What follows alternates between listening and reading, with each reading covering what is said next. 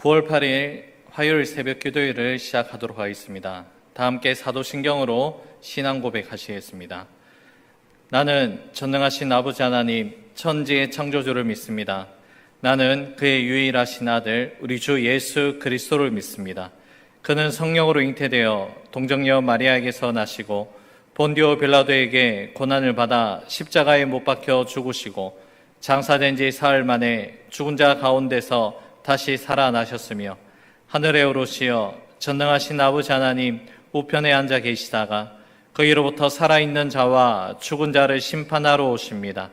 나는 성령을 믿으며 거룩한 공교회와 성도의 교제와 죄를 용서받는 것과 몸의 부활과 영생을 믿습니다. 아멘. 찬송가 96장 다 함께 찬양 드리겠습니다.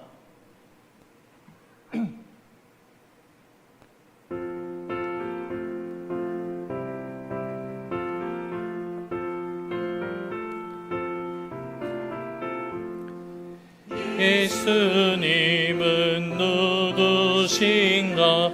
우는 자의 위로와 없는 자의 분성이며 전한 자의 높음과 잡힌 자의 노임되고 우리 기쁨 되시네. 누구신가? 약한 자의 강함과 눈먼 자의 빛이시며 병든 자의 고침과 자의 부활되고 우리 생명 되시네.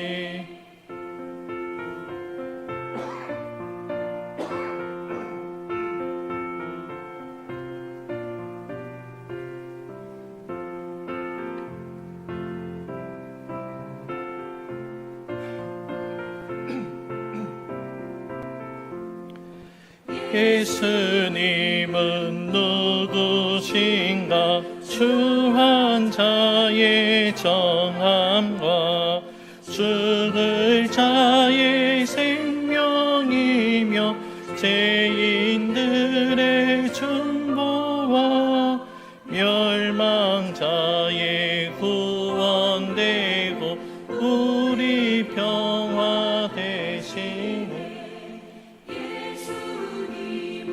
누구신가? 온 교회의 머리와 온 세상의 구주시며 모든 왕의 왕이요 심판하실 주님 되고 우리 영광 되시네.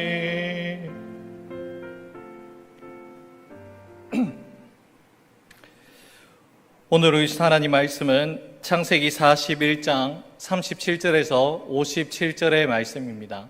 구약성경 64면에 기록되어 있는 창세기 41장 37절에서 57절의 말씀입니다. 말씀을 제가 봉독해 드리겠습니다.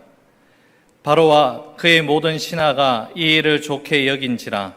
바로가 그의 신하들에게 이르되 이와 같이 하나님의 영에 감동된 사람을 우리가 어찌 찾을 수 있으리요 하고 요셉에게 이르되 하나님이 이 모든 것을 내게 보이셨으니 너와 같이 명철하고 지혜 있는 자가 없도다. 너는 내 집을 다스리라. 내 백성이다. 내 백성이 내 명령에 복종하리니 내가 너보다 높은 것은 내 왕자뿐이니라.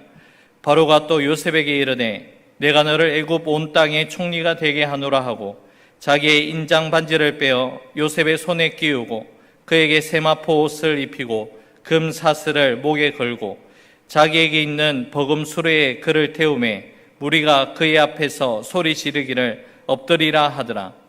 바로가 그에게 애굽 전국을 총리로 다스리게 하였더라.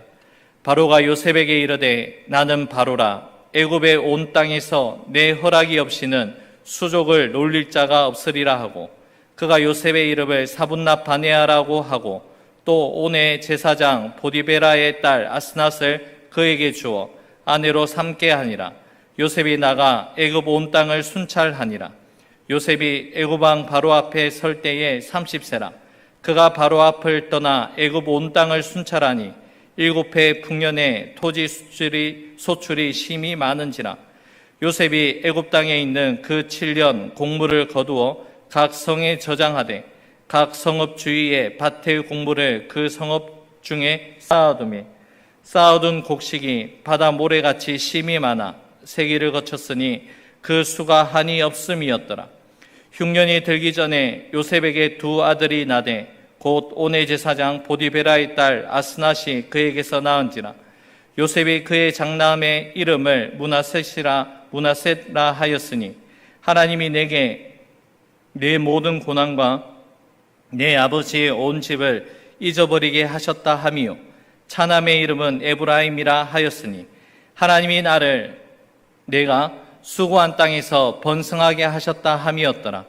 애굽 땅에 7해 풍년이 그치고 요셉의 말과 같이 7해 풍년이 들기 시작하매 각국에는 기근이 있으나 애굽 온 땅에는 먹을 것이 있더니 애굽 온 땅이 굶주림에 백성이 바로에게 부르짖어 양식을 구하는지라. 바로가 애굽 모든 백성에게 이르되 요셉에게 가서 그가 너희에게 이르는 대로 하라 하니라. 온 지면에 기근이 있음에 요셉이 모든 창고를 열고 애굽 백성에게 팔세 애굽 땅에 기근이 심하며 각국 백성도 양식을 사려고 애굽으로 들어와 요셉에게 이르렀으니 기근이 온 세상에 심함이었더라. 아멘. 오늘 본문의 말씀은 요셉이 애굽 총리에 오르게 되고 애굽 총리의 직책을 감당하는 그 모습이 담겨져 있습니다. 어제 우리가 말씀을 나눈 것처럼 요셉은 애굽의 바로 왕의 꿈을 해석하여 줍니다. 그런데 요셉은 그 꿈의 해석이 자신의 경험과 자신의 지혜에 있지 아니하고 꿈의 해석이 하나님께 있음을 선언하고 그 꿈에 대한 해석을 해주게 됩니다. 그 꿈의 해석을 들은 바로와 신하들의 반응이 오늘 본문 37절에서 39절 말씀 가운데 잘 기록되어 있는데요. 37절에서 39절의 말씀을 제가 현대인의 성경으로 읽어드리겠습니다. 바로와 그의 모든 신하들은 요셉의 제안을 좋게 여겼다. 그래서 바로는 신하들에게 하나님의 영이 충만한 이런 사람을 우리가 어디서 만날 수 있겠는가 하고 요셉에게 이렇게 말하였다. 하나님이 이 모든 일을 너에게 알게 하셨으니 너처럼 총명하고 지혜로운 사람이 없구나. 꿈 해석을 마친 요셉을 향한 바로와 그의 신하들의 반응이 어떠합니까? 바로 하나님의 영이 감동된 사람, 하나님의 영이 충만한 사람이라고 그렇게 이야기를 합니다. 하나님의 영이 충만하니 하나님이 이 모든 일들을 요셉에게 알게 해 주셨다라는 그러한 고백입니다. 바로와 그의 모든 신하들은 하나님을 섬기는 자들이 아니고 애굽의 수많은 우상들을 섬기는 자였습니다. 하지만 하나님의 영이 감동되어 있고 하나님의 영이 충만한 요셉을 통해서 하나님께서 어떠한 일을 행하셨는지 그것을 경험하게 되고 또한 그것을 고백하게 되는 것입니다. 여러분, 나는 예수님을 믿는 그리스도인입니다 라고 말하는 그리스도인들이 있습니다. 그리고 타인들을 통해서 그 사람은 정말 예수님을 믿는 그리스도인이구나 라는 그렇게 이야기를 듣는 사람이 있습니다. 오늘 우리 시대 가운데는 이 두 가지의 고백이 함께 병행되어져 가야 할 것입니다. 나는 예수님을 믿는 그리스도인이라는 분명한 믿음의 정체성에 그 고백과 함께 반드시 동반되어야 하는 것은 예수님을 믿지 아니하는 자들을 통해서 그는 예수님을 믿는 그리스도인이구나라는 이러한 이야기가 들려와야 한다는 것이죠. 우리 믿음의 중심의 고백, 나는 그리스도인입니다. 나는 예수님을 믿는 크리스찬입니다 라는 이 믿음은 하나님께서 정확하게 알고 계십니다. 하지만 사람들, 특별히 예수님을 알지 못하는, 예수님을 믿지 아니하는 자들은 우리의 마음, 우리의 중심까지 헤아릴 수는 없습니다. 예수님을 우리가 어떠한 말을 하고 어떠한 행실을 나타내는지에 따라서 우리 믿음에 대한 평가가 그들 가운데 이루어지게 된다는 것이죠. 예수님을 믿지 아니하는 자들에게는 우리가 어떠한 행함으로 어떠한 말을 하고 어떻게 행함하는지 그것을 통해서 우리를 통해 예수님이 어떤 분인지 보여지게 되고 증명되어지게 된다는 것입니다. 여러분, 참으로 안타깝지만 최근에 코로나 사태를 통하여서 일부 교회의 모습들 때문에 한국 교회 전체가 힘든 시간을 지금 보내고 있습니다. 존경의 대상이었던 한국 교회와 그리고 성도들이 이제는 지탄의 대상이 되고 있음을 우리는 지금 직접적으로 경험하게 됩니다. 하지만 여러분, 이러한 위기를 우리는 또 하나의 기회로 삼을 수 있는 시간들로 보내야 할 것입니다. 어느 교회를 탓하고 책임 소재를 묻기 이전에 우리 자신을 되돌아보는 그 시간들을 가져나가야 한다는 것이죠. 다시 한번 세상의 빛과 소금의 역할을 감당해야 하는 교회와 우리 믿음의 성도들의 정체성을 다시 한번 재정립하면서 그동안 우리가 소홀하게 여겼던 교회와 성도가 세상 속에서 공적인 역할을 어떻게 잘 감당해야 하는가를 되돌아보는 그 시간을 우리는 반드시 가져보아야 할 것입니다. 오늘 본문을 통해서 우리가 또한 알 수 있는 것은 요셉은 어떠한 처세술을 통하여서 애굽 총리 자리에 오르지 않았다는 것입니다. 요셉은 애굽의 시위대장 보디발의 집에 노예로 있을 때나 아니면 억울하게 감옥살이를 할 때나 아니면 애굽 왕이었던 바로 앞에 지금 서 있을 때나 코람데오의 믿음, 바로 하나님 앞에서의 믿음을 가지고 서 있는 자였습니다.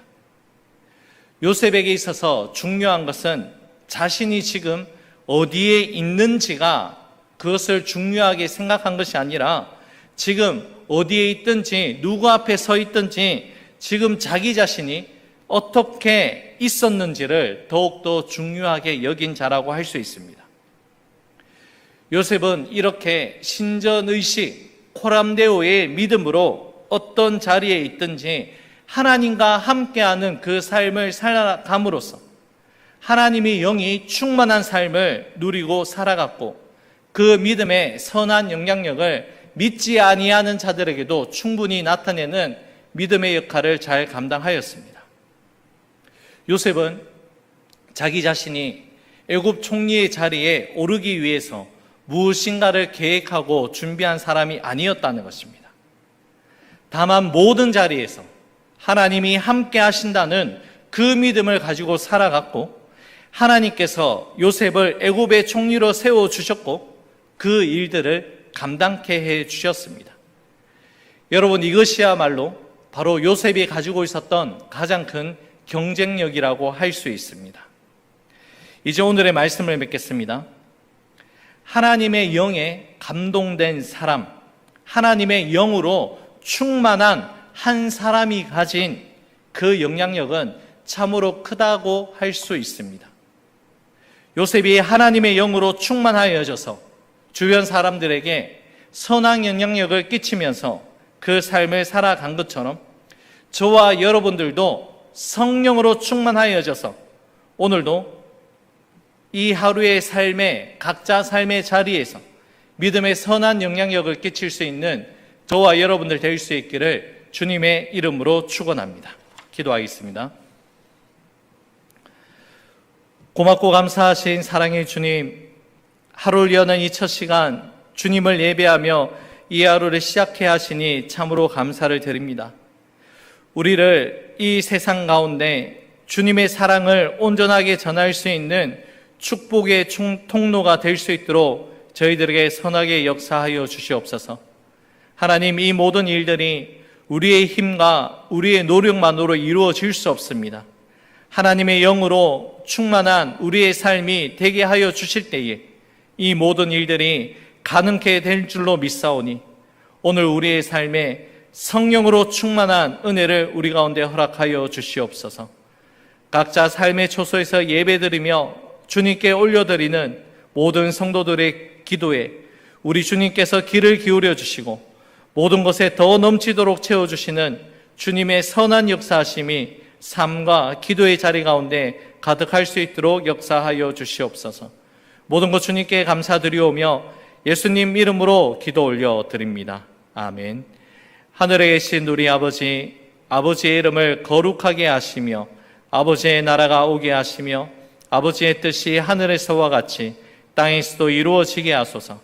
오늘 우리에게 일용할 양식을 주시고 우리가 우리에게 잘못한 사람을 용서하여 준 것 같이 우리 죄를 용서하여 주시고 우리를 시험에 빠지지 않게 하시고 악에서 구하소서. 나라와 권능과 영광이 영원히 아버지의 것입니다. 아멘.